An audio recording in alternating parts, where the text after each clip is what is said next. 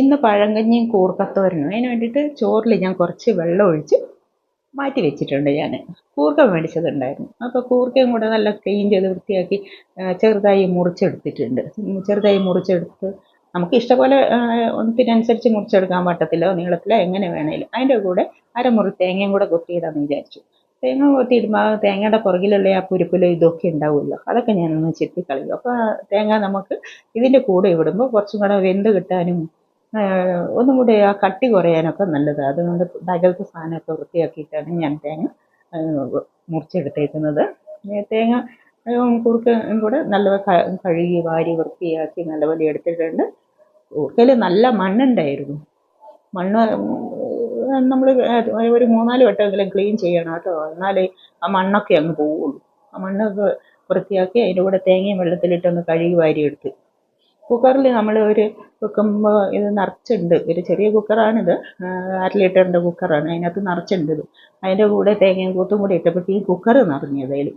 അതിൻ്റെ കൂടെ 1 സ്പൂൺ മുളക് പൊടിയും 1/2 സ്പൂൺ മഞ്ഞൾപ്പൊടിയും 1 സ്പൂൺ മല്ലിയും 1 ഗ്ലാസ് വെള്ളവും ആവശ്യത്തിന് ഉപ്പും കറിവേപ്പില എല്ലാം കൂടെ ചേർത്തിട്ട് നമുക്ക് അടുപ്പത്ത് വെക്കാം. ഇത് അടുപ്പത്ത് വെച്ച് വേകുമ്പോഴത്തേക്കും 2 വിസിൽ വരുമ്പോഴത്തേക്കും നമുക്ക് കഞ്ഞിക്കുള്ള പണി നോക്കാം. കഞ്ഞിക്ക് ചോറിൽ വെള്ളം ഒഴിച്ചിട്ടേക്കുവാണ്, അത് റെഡിയാക്കണം. ഇത് 2 വിസിൽ കൂടുതൽ വരുന്നുണ്ട്. 3 വിസിലൊക്കെ വന്നിട്ടുണ്ടെങ്കിൽ ചിലപ്പോൾ അത് വെന്ത് പോകും. ശരിക്കും പറഞ്ഞാൽ 1 വിസിൽ മതി. 1 വിസിലാകുമ്പോൾ കറക്റ്റായിട്ടത് വരും. 1 വിസിലിന് ഗ്യാസ് എടുത്ത് കളയാതെ 1 വിസിലിനാണെങ്കിൽ പാകത്തിന് വെന്ത് കിട്ടും.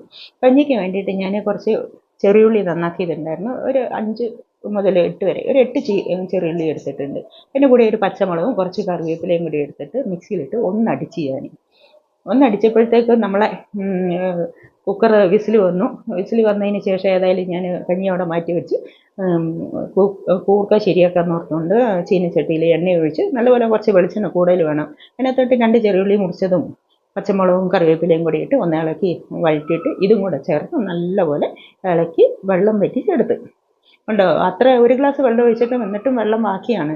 ശരിക്കും 1 ഗ്ലാസ് വെള്ളത്തിൻ്റെ ആവശ്യമില്ല, 1/2 ഗ്ലാസ് വെള്ളം ഒഴിച്ചാൽ മതി. കൂർക്കയ്ക്കൊക്കെ വേഗം വെന്ത് കിട്ടുന്ന സാധനവും കൂടിയാണിത്. നോക്കുമ്പോൾ കുറച്ച് വെള്ളം വറ്റാനുണ്ട്. നല്ലപോലെ ഒന്ന് ഇളക്കിയെടുത്തു. ഇളക്കിയപ്പോൾ ഒരിത്തിരി വെള്ളത്തിൻ്റെ അംശം കൂടുതലുണ്ടെന്ന് തോന്നിയത് കൊണ്ട് ഞാൻ എന്താക്കി, ഒന്ന് വെള്ളം വരാനായിട്ട് അത് ഒന്നും കൂടെ ഇളക്കി തട്ടിപ്പൊത്തി വെച്ചു. ഒരു 5 മിനിറ്റ് കൊണ്ട് വേഗം തന്നെ അത് റെഡിയായി കിട്ടി. അത് സൈഡിലോട്ട് മാറ്റി വെച്ച് നോക്കുമ്പോൾ അടിപൊളിയായിട്ട് വന്നിട്ട് എന്താ കൂർക്കത്തോരൻ റെഡിയായി. അപ്പോൾ അതിന് ശേഷം കഞ്ഞീൻ്റെ പണിക്ക് പോയി. കഞ്ഞി ഏതായാലും വേവിച്ച് വെച്ചിട്ടുണ്ടായിരുന്നു. തലേദിവസം വെച്ച കപ്പേൻ്റെയും കൂടെ ബാക്കിയുണ്ടായിരുന്നു. അതുകൊണ്ടാണ് കഞ്ഞിയും കപ്പയും കൂടി ഉണ്ടാക്കാമെന്ന് വിചാരിച്ചത്. കുറച്ച് കപ്പ ബാക്കിയുണ്ടായിരുന്നു. ആ കപ്പയിലോട്ട് തന്നെ ഈ കഞ്ഞി കോരി ഒഴിച്ച് ഞാൻ കോരിയിട്ട് അതിൻ്റെ അടിയിൽ കുറച്ച് ഞാൻ തലേദിവസം കുറച്ച് വെള്ളം ഒഴിച്ചുള്ളൂ. അതുകൊണ്ട് കുറച്ച് വെള്ളം ഉണ്ടായിരുന്നുള്ളൂ അതിനകത്തോട്ട്. ഇതിൻ്റെ കൂടെ കഞ്ഞീൻ്റെ കൂടെ ചേർക്കാനായിട്ട് ഒരു 8 ചെറിയുള്ളി എടുത്തിട്ടുണ്ടായിരുന്നു. ഈ 8 ചെറിയുള്ളിൻ്റെ കൂടെ ഞാൻ എന്താക്കി, ഒരു പച്ചമുളകും കൂടെ ചേർത്ത് ഒരു കറിവേപ്പിലയും കൂടെ ചേർത്തിട്ട് മിക്സിയിലിട്ട് ഒന്ന് അടിച്ചെടുത്തു.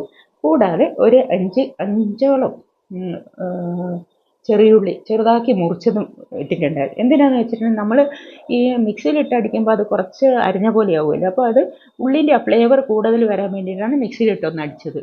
ചെറിയുള്ളി ചെറുതായിട്ട് അരിഞ്ഞത് ഇട്ടിട്ട് നമുക്ക് കഴിക്കുമ്പോൾ എന്താവും, നല്ലപോലെ കടിക്കാൻ കിട്ടും. കഞ്ഞീൻ്റെ കൂടെ ഇത് നല്ലപോലെ നമുക്ക് കഞ്ഞി കുടിക്കുമ്പോൾ കടിക്കാനായിട്ട് നല്ല ടേസ്റ്റ് ഉണ്ടാകും. അപ്പോൾ ഇത് നല്ലപോലെ ഇളക്കിയെടുത്ത് ആവശ്യത്തിന് ഉപ്പും ചേർത്ത് തൈര് ഒഴിക്കുക.